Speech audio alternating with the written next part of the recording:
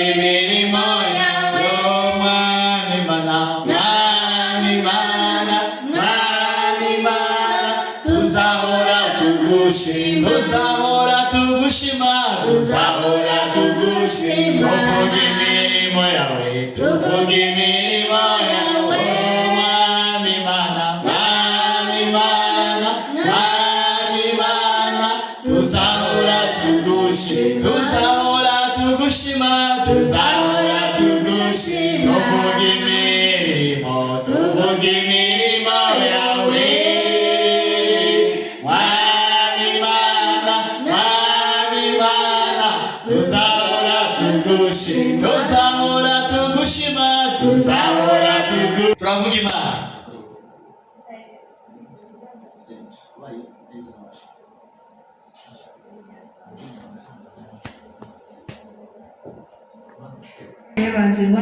Turashima Imana kuri uyu mugoroba iduhaye. Turebaza Mukama rw'akamwezi kano katuwadde. Kandi turashima Imana ku bw'umukozi w'Imana Apostle Museveni.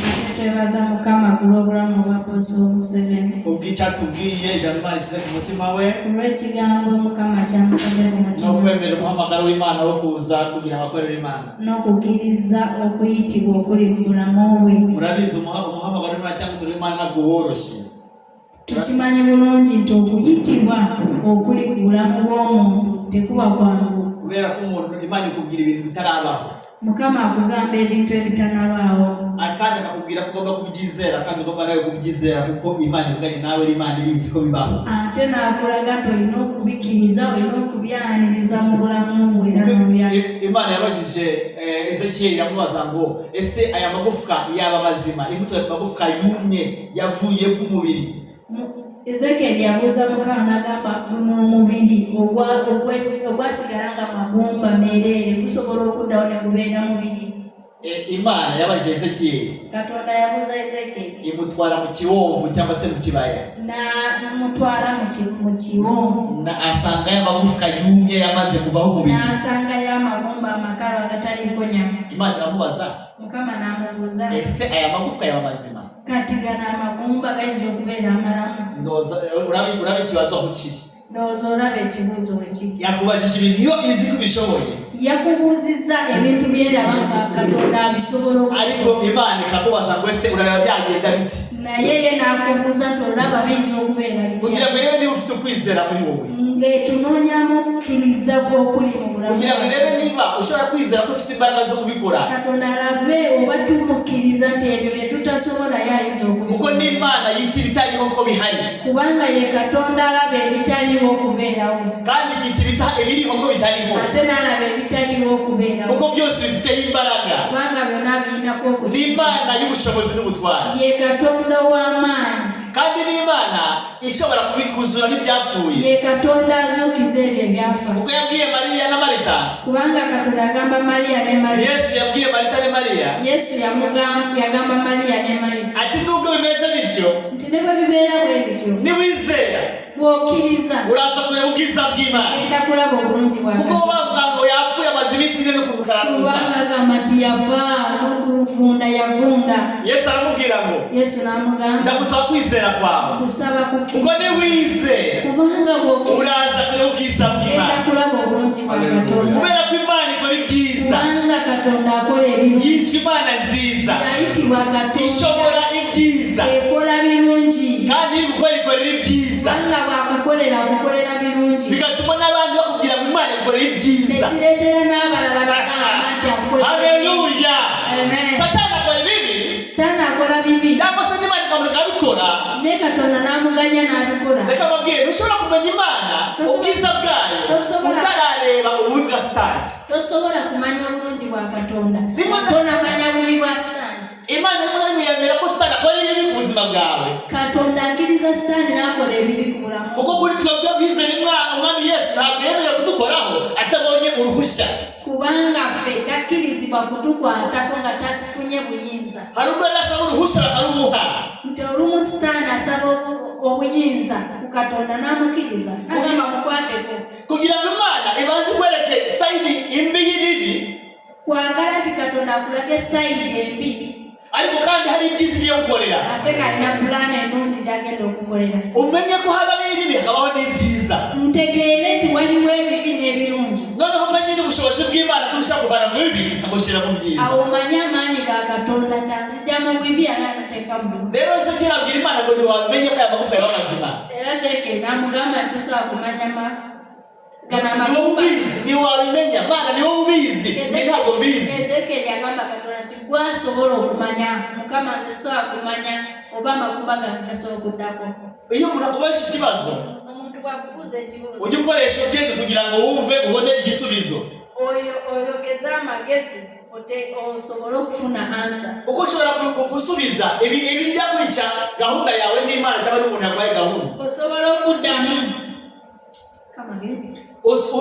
ushobora gusubiza ikibazo uriya waje ikibazo ukica gahunda ukica ibyo yaragiye kumubwira byose osobola oyinza okuddamu mangu n'oddamu ansa eyo gyakubuuziza ate n'odda pulaani ya Katonda Mukama kyabadde agenda okukolera kubera ko bikubajije kugira ngo irebe niba ufite capacity of understanding kubanga abakikubuuza labe bw'olina amaanyi ag'okutegeera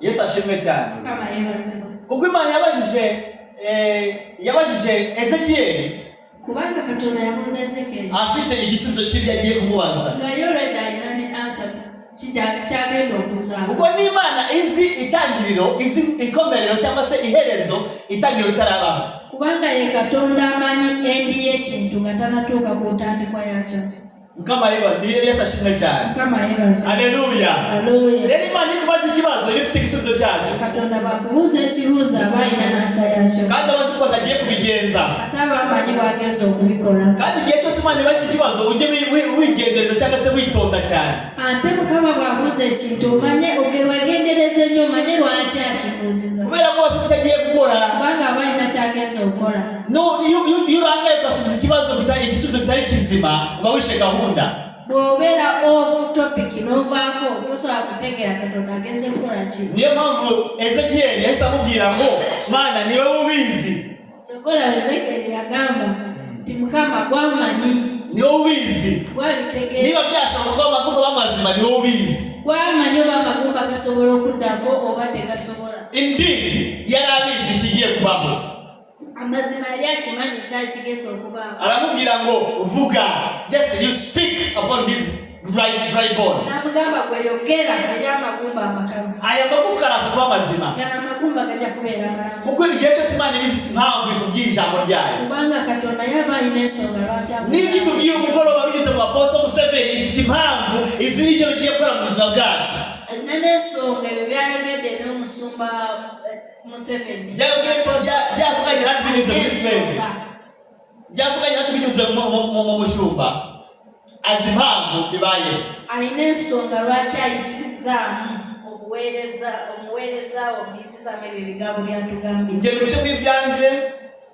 Pastor Israel yawuliddemu ebibye n'uyubishe mu ibye nange mpuliddemu ebyange and I believe that the sister had her own words ne sister waffe alina byagyeemu rero Imana ivuga ibintu izi impamvu bivuze Mukama ayogera ebintu ng'alina ensonga lwaki abyogera ekiriya cyumweru turimo kubwiriza aha ngaha eri last Sunday but one day yali wano nababwiye ngo Imana ntabwo ivuga yasinze cyangwa yenyewe waragi yatugamba ati Katonda tayogera ebintu ng'atamidde Imana amidde waragi ibi bivuga ibizi kandi yabitekerejeho izi nuko izabisohoza Katonda aba abyogedde aba alina pulaani aba agenda kubifulumya abituukirize biberewo ubwiza bw'Imana rero obulungi bwa Katonda ibitubaza kugira ngo dukore nayo partnership aba tubuuza tukole enkolagana naye dukore nayo twumve kuko yumva dukore uko ushaka dukora tukolenga Katonda bw'ayagala tukolenga ye bw'akola tukolagane naye niyo mpamvu yabajije Ezekiel ngo aya magufa yaba mazima kyokola bayabuuza Ezekiel aga amagumba gasobola okubeera amalamu icyiza yatanze igisubizo cyiza ekirungi Ezekiel yamuddamu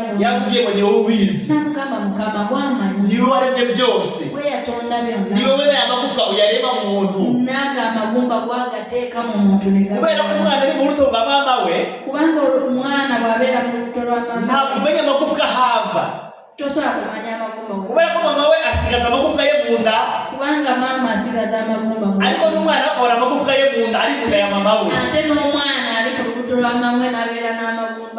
maze kubyara bwamara okuzala ntabwo basanga amagufa yaragabanyije ngo nube hayo umwana ate basanga ng'omwana waliwo amagumba gasigalamu bagavaako olw'okuba omwana yavaamu ni mama we yabonye amagufa ye ayagabanaho n'umwana noneho asigaye adafite amagufa ahagije olw'okuba maama we yagabanirako omwana yawaako omwana n'asigala ng'aline agatawere maama asigaza agage n'omwana n'avaamu bivuze ngo n'Imana yarema ekitegeeza Katonda yagatonda yiyashyiraho mu nda y'umubyeyi yagateekamu mu lubuto lwa maama Ezekiel yatanze igisubizo cyiza kugira ngo niwe ubizi kyobola Ezekiel yaddamu ekintu akasanukira haleluya haleluya niwe ubizi Imana njye ntabwo mbizi ntabwo nzi aho abayobozi bagira mu kuroga ibigambo by'abantu mu byo bavuga sinzi aho bivana ariko Imana niwe ubizi Imana izi ubuzima bwawe Imana izi ibyo unyuramo byose Imana izi ibikuba igutera kuryama udasinziriye Imana izi ibibazo ufite byose Imana izi intambara ufite Imana niyo ibizi niyo mpamvu uvuze ijambo ku buzima bwawe ntukajye uyihakanya ujye wizera ubwire ngo Imana niyo ubizi Apostle Museveni amaze kutubwira ukuntu Mariya yabonye inda y'umwana atabyamanye n'umugabo atabyamanye n'umugabo kandi atamugabo wundi azi ariko abona inda kubw'imbaraga z'Imana biturutse hehe kubera ko marayika yabwiye Mariya tuzabyara umwana w'umuhungu kandi uzumwite Yesu Mariya abaza ikibazo uwaye njyewe nta mugabo mfite nta nubwo ndabyara n'umugabo wese inda uvuga n'umwana uvuga azaturuka marayika aramubwira ngo ndi marayika Gaburiyeli uhagarara imbere y'Imana isumba byose marayika namugamba nti nze marayika nyimirira amaso ga Katonda buli lunaku nze nyimirira amaso ga Katonda buli lunaku ati ijambo mubwire ekigambo ky'ekugamba ni icy'ukuri ky'amazima nirizima riturutse ku Mana nzima bivudde biraza gusohora nk'uko bikubwiye bijja kusoboka bijja kubaawo nga bwe bikubwiye kuko imbaraga z'Umwuka Wera kubanga amaanyi g'Omwoyo Mutukuvu zizagutera igicucu bijja kuleetera kusiikiriza ubone imbaraga z'Umwuka Wera zinjize mu nda yawe era amaanyi ga Katonda nga gayingizaamu wumviriza icyo Mariya yasubije abwira marayika ngo ndi umugaragu w'Uwiteka Imana ndi mukozi wa Katonda bibe nk'uko Imana ibishatse bibe nk'uko ubivuze ndabyemeye sinzi aho binyura ntabwo nzi uko uzabigenza ntabwo ufite nta n'inda ry'abana nawe ntabwo mbizi ariko Imana niyo ubizi haleluya ujye usubiza neza ubwire ngo Imana sinzi uko ubigenza ariko niyo ubizi icyo nzi ni kimwe ni ukuri Imana ishobora byose ni ukuri Imana y'imbaraga ni ukuzura abapfuye ni uko wita ibitariho biriho haleluya uri Imana ishobora byose uri Imana y'imbaraga uri Imana ireta akahoho cyangwa se ubumote bwiza ahari ibintu binuka haleluya ibwire ngo niwe ubizi umuririmbyi yaravuze ngo sinzi uko ubigenza omuyimbi yagamba nti simanyi bw'obikola sinzi n'ingero uko ubigenza n'uko ubikora simanyi bw'obikola ariko icyo nizi ni kimwe naye kyemanyi kiri kimwe nuko iyo uvuze biratungana tikyoyogedde haleluya iyo Imana ivuze ubuzima buratungana ubuzima buratungana obulamu bubeera buterera haleluya iyo Imana ivuze ubuzima buratungana iyo Imana itegetse birakoreka haleluya sinzi uko ubigenza sinzi n'uko ubikora icyo nzi nuko iyo utegetse biratungana haleluya